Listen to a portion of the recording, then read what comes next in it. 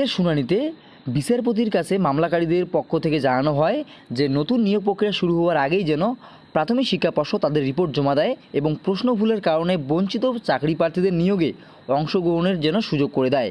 এর পরবর্তীতে পর্ষদের পক্ষ থেকে আদালতে জানানো হয় যে তারা এখনও নতুন নিয়োগের জন্য চূড়ান্ত বিজ্ঞপ্তি অর্থাৎ আবেদন প্রক্রিয়া শুরু করেনি, শুধুমাত্র শূন্যপদের ঘোষণা করা হয়েছে।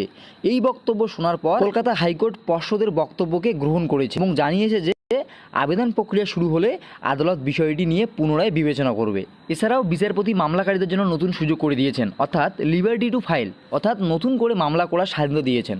এর অর্থ হলো যদি পর্ষদের তরফ থেকে রিপোর্ট জমা না দিয়েই নিয়োগের আবেদন প্রক্রিয়া শুরু করা হয় তাহলে প্রার্থীরা এই অর্ডারের ভিত্তিতে আবারও আদালতের দ্বারস্থ হতে পারবেন।